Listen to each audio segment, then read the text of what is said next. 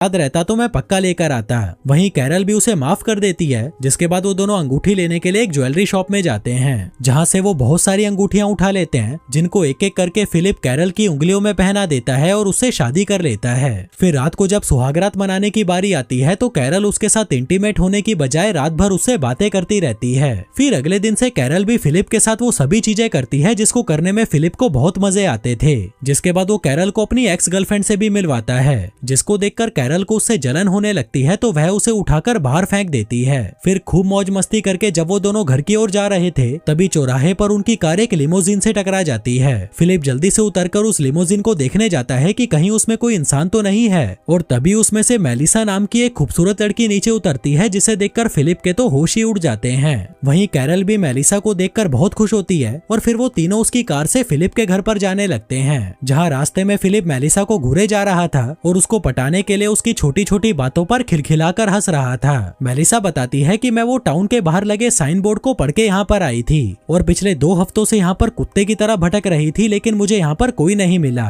जो सुनकर फिलिप सोचने लगता है कि मुझसे कितनी बड़ी गलती हो गई, ये लड़की तो कैरल से पहले यहाँ पर आई थी, अगर ये मुझे पहले मिल जाती तो मैं इससे ही शादी करता। तभी कैरल भी मेलिसा को बता देती है कि हमने भी 1 हफ्ते पहले ही शादी की है। जो सुनकर मेलिसा चौंक जाती है और कहती है कि यार तुम तो बड़े तेज निकले। वहीं ये शादी वाली बात फिलिप को बिल्कुल भी अच्छी नहीं लगती और इससे पहले कि कैरल उन्हें कुछ और बताती वो कार की बीच वाली खिड़की को बंद कर देता है। इसके बाद वो तीनों घर पहुंचते हैं, जहां मेलिसा उसके घर में लगी हुई महंगी महंगी पेंटिंग्स को देखकर हैरान हो जाती है और कहती है कि मैं बहुत थक गई हूँ, मुझे रेस्ट की जरूरत है। फिलिप कहता है कि तुम मेरे घर पर आराम कर लो, हम बहुत सारी बातें करेंगे और साथ में मिलकर खूब मजे करेंगे। पर तभी कैरल कहती है कि अगर मैं होती तो उसके घर में बिल्कुल भी नहीं रुकती, क्योंकि फिलिप इस घर के पूल का इस्तेमाल हगने के लिए करता है। जो सुनकर मेलिसा कहती है कि ठीक है, मैं अपने लिए कोई दूसरा घर ढूंढ लूंगी। फिर जाने से पहले कैरल उसे डिनर के लिए इनवाइट करती है, जिसके लिए वो मान जाती है। तभी कैरल उसे गले लगा लेती है। वहीं फिलिप, जो ऐसे मौके कभी नहीं छोड़ता, वो भी उनके बीच में घुस जाता है और जाकर मेलिसा को पीछे से चिपकने लगता है।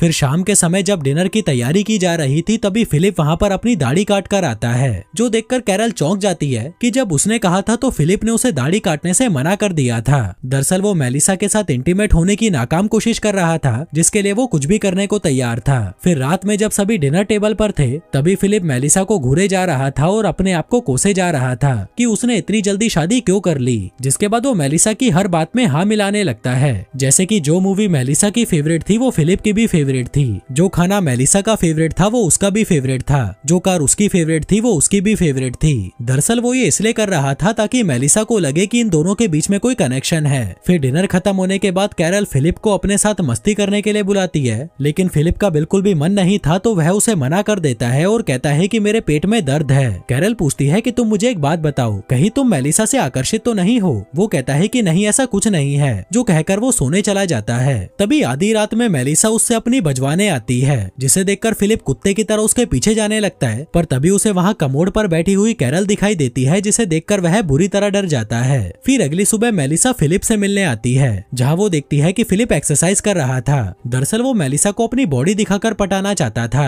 मेलिसा उसे बाहर बुलाती है और पूछती है कि ये सब क्या है। फिलिप कहता है कि ये मेरी तरफ से तुम्हारे लिए एक तोहफा है, क्योंकि मैंने तुम्हारी लिमोजिन जो तोड़ दी थी। वो कहती है कि तुम्हें ये सब करने की कोई जरूरत नहीं है। इसी बीच कैरल फिलिप को आवाज लगाकर अपने पास बुलाती है और पूछती है कि क्या तुमने मेलिसा को एक नई कार गिफ्ट की है। वो कहता है कि हाँ, क्योंकि मैंने उसकी लिमोजिन तोड़ जो दी थी। वो कहती है कि तुम्हारे पास ये सब करने का टाइम है, जबकि मैं तुम्हें 100 बार बोल चुकी हूँ कि मेरा दरवाजा ठीक कर दो, पर तुम्हारे पास इसके लिए टाइम नहीं है। अब मुझे नहीं पता तुम इसे कैसे भी ठीक करो। आगे कैरल मेलिसा को अपनी शादी की फोटोज दिखाती है जो उसने खुद ड्रॉ की थी। मेलिसा पूछती है कि अगर तुम दोनों की शादी हो चुकी है तो तुम दोनों साथ में क्यों नहीं रहते। वो कहती है कि नहीं, मैं उसके साथ नहीं रह सकती, वो बहुत गंदा है। मैंने उसके साथ शादी सिर्फ धरती पर जनसंख्या को बढ़ाने के लिए की है। वहीं जब फिलिप दरवाजा ठीक कर रहा था तभी मेलिसा उसके पास आती है। वो कहती है कि मेरे पास एक जनरेटर है जिससे हम बियर को ठंडी करके पी सकते हैं, इसलिए तुम शाम को कैरल को लेकर मेरे घर पर आ जाना। लेकिन फिलिप अकेले ही उसके घर बियर पीने पहुंच जाता है और उसे कहता है कि कैरल की तबीयत खराब है इसलिए वो नहीं आ सकती, जबकि इसने कैरल को बताया ही नहीं था कि मेलिसा ने इनको बियर पीने के लिए इनवाइट किया है। फिर बातों के दौरान मेलिसा उसे बताती है कि मैं पिछले 2 सालों से किसी मर्द की तलाश में भटक रही हूँ, क्योंकि मुझे भी मजे करे काफी साल बीत चुके हैं। मेरी भी कुछ जरूरतें हैं जिन्हें मैं पूरा करना चाहती हूँ। फिलिप कहता है कि हाँ, मैं समझ सकता हूँ, ये सब नेचुरल है। मेलिसा कहती है कि मैं तुम दोनों के लिए बहुत खुश हूँ कि तुम दोनों साथ में हो, भले ही तुम दोनों में अनबन चलती रहती है, पर तुम दोनों साथ में तो हो, जिसकी मैं बहुत इज्जत करती हूँ। वहीं फिलिप उसे ये बताने के लिए तड़पा जा रहा था कि मैं कैरल से बिल्कुल भी खुश नहीं हूँ, मैं तो तुम्हारे जैसी किसी लड़की के साथ मजे करना चाहता था,